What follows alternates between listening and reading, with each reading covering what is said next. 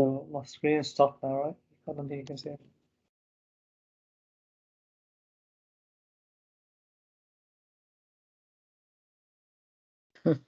Okay.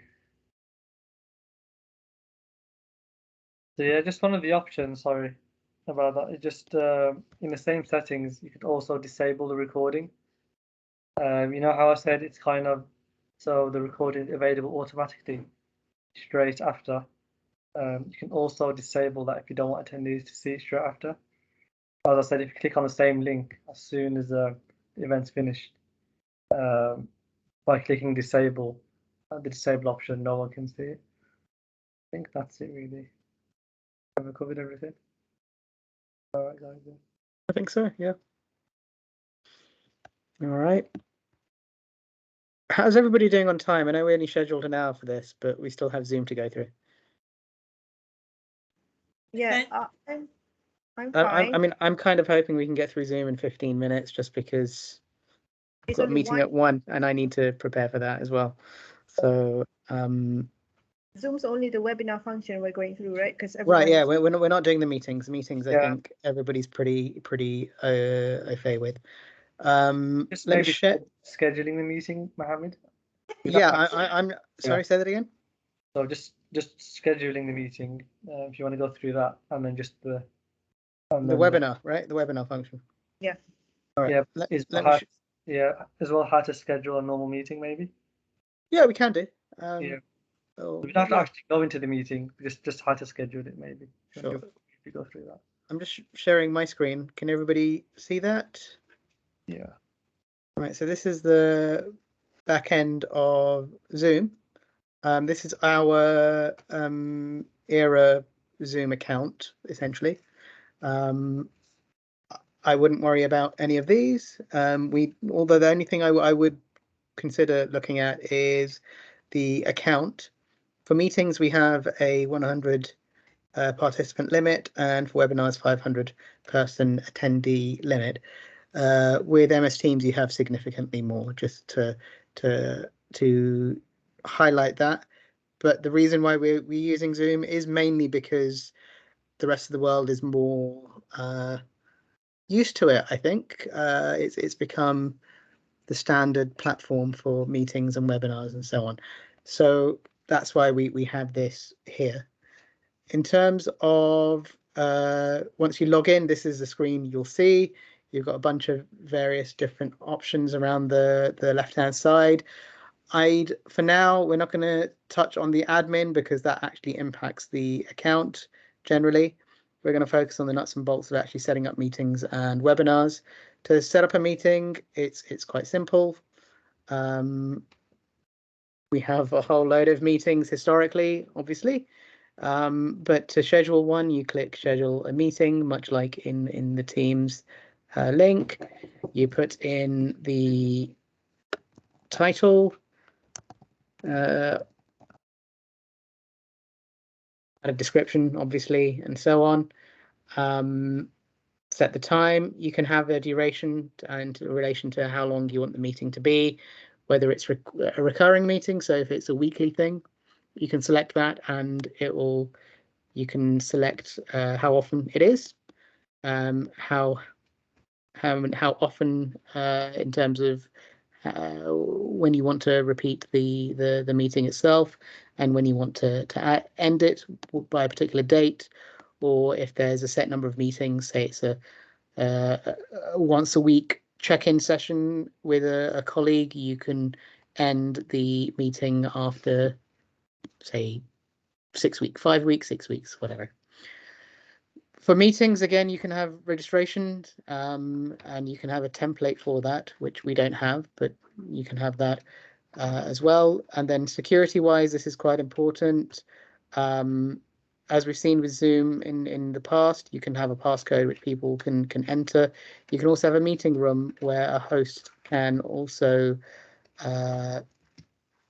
admit people after they're waiting in a waiting room. And then similarly, again, you've got who can have video, host, participant, on, off, a bit more control there. A bit of a I guess, a throwback to olden times. You can still have people joining in by phone when you can have a phone number for people to dial up and enter the Zoom call, which is, again, is slightly different from what Teams has. You've got some more options here. You can shut off basically people coming and going pretty much on a Zoom call, which is sometimes helpful, especially if people are mid-flow, and you can essentially stop people from joining after a particular point in time. But you've also got muting participants. You can record meetings as well, and an interesting one, you can approve or block entry from different countries. And if you collect that, you can select which countries you want to block people from. Alternative hosts, I'm not going to get into this because it doesn't work for us. I think it's something to do with our account. I'm not going to bother too much. But generally, what you can do is enter an email address where the digital media account is the sole host. But say I put Ibrahim's. I mean, let's try it. I'll put Ibrahim's email address and see if it actually lets him be the secondary host. Huh. All right. So it works in meetings, but let's check to see if it works in webinars. In this case, Ibrahim has been set up as a host, an alternate host. So he'll have the similar controls to the Islamic Relief Communications link there. And once you're done, you click save, and there you are. This is all of that. And then you can share the link. You've got a registration link, which you can send to people, or you can pretty much share the link to the meeting using the calendar invites here. If people have to register, in this case, we've put a registration. More often than not, you don't have to. You'll have a list of people who have registered for the meeting. I've included this link because I'm going to show you what you can do on the webinar, just so you know what's available there. I want to point your attention to this particular function here. Say, for example, you've created a meeting when you meant to create a webinar. You can quite easily click this and it'll immediately convert your meeting into a webinar. So quite simply, it'll change it into all the functions you can have on the webinar, including the invitations, branding, polls, survey, Q&A, and whatever else you want to include. Similarly, if you've accidentally created a webinar, you can convert it back to a meeting. One of the beauties of this is it's a one-click function to essentially change what the back end is of your online meeting or webinar, but it doesn't change anything for people who are attending. The link remains the same, the registration remains the same. It's all on your end, and that's what I find really quite miraculous with all of this. So yeah, that's meetings. I'm going to quickly just drop onto webinars. Similarly, much like the meeting function, it's pretty much exactly the same. You've got your topic, you've got your description, the date and time when you want it. Again, registration required or not, that is purely up to you. You can even get people to put a passcode in if needs be. Video, again, host and panelists, that's again depending on what the attendee, what your decision is. Again, you can click switch on a whole load of these various different functions. Q&A, I think, is the one you'll absolutely want. Enable practice session again. I think Ibrahim and I put this on for when we did the Capitol Hill briefing back in November. We had a session beforehand where all the various speakers and so on came on about 10-15 minutes before, and we had a quick session just to make sure the tech was all working. Again, similarly, like Teams, you can make the webinar on demand, usually in the cloud, because it can take up a lot of space on your computer. 2 hour, we had the FGM one back in the beginning of February, That file itself was around 800 megabytes, and that's a significant chunk of your hard drive space. So always better to have it in the cloud. Let me check to see that I was having a problem before when I was trying to make Ibrahim a co-host on the webinar.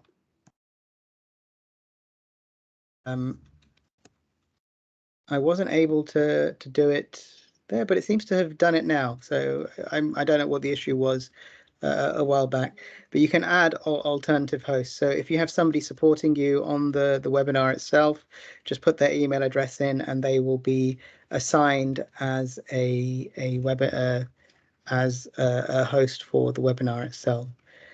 In terms of, so once you've let's schedule this. Let's say we make it for 12:30. It's an hour. Registration isn't required. Let's leave it like that.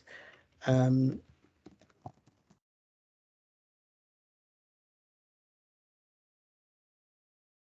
think Najma as well has a question. Go ahead, Najma.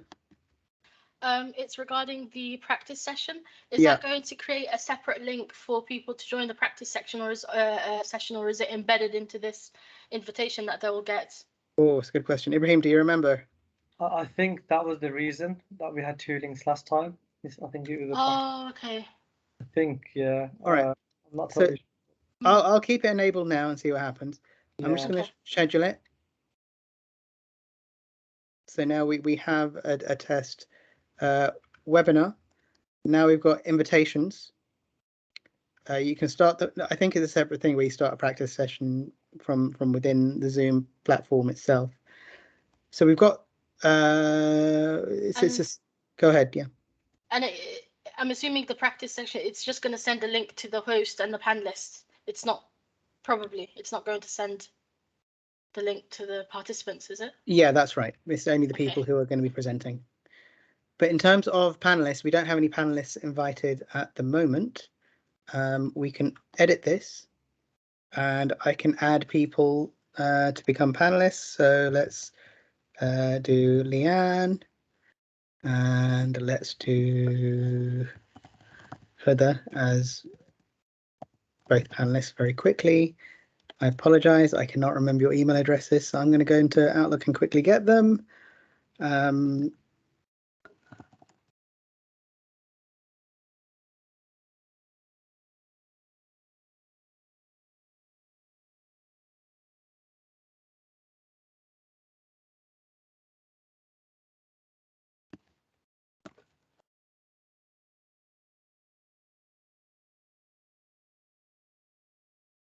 So because it's not integrated into our regular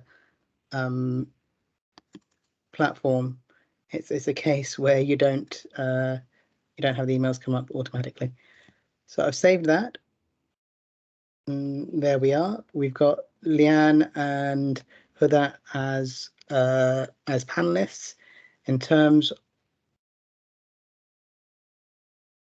of email settings, let's just go through these. This is essentially the whole invitation backend. You can basically, this is the invitation here. This is what everybody tends to see when it comes to a webinar. This is the actual link itself. I'm going to put it in the chat because I'm going to see if the rest of us can join in a moment. And we quickly just put this in the chat very quickly. The Zoom link there. A bit like the Teams one, you can add a whole load of various different things like logos, banners, and so on. You can create polls. You can include a survey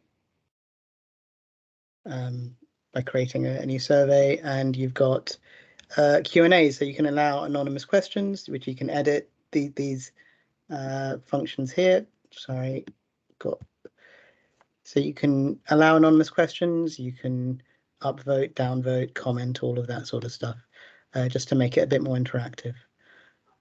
So that's saved.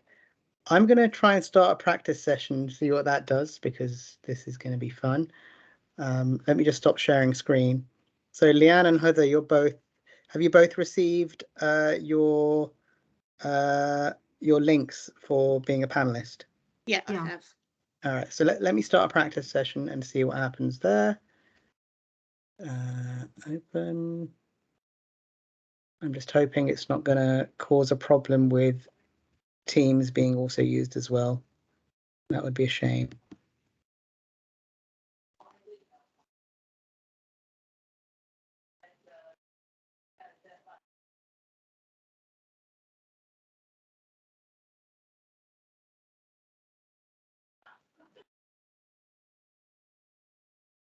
Can you guys hear me in Teams? Yeah. Are Yeah. you on practice session? Yeah, so I'm in a practice session on the Zoom webinar. Right. I'm gonna click on your link just now and see what happens. The Yeah. one attendee. Yeah, it'd be good to see what happens there. See if we can get.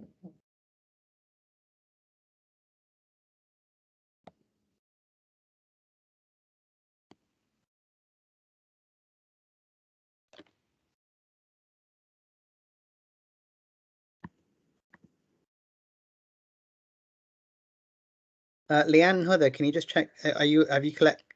Oh, brilliant! I've got Leanne on the as a panelist. Like, oh, this is going to be fun. I've got way too many things going on here.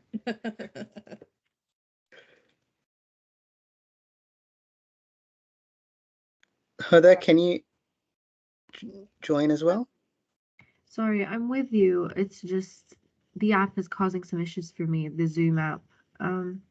I'm gonna try and join from the browser instead. Okay.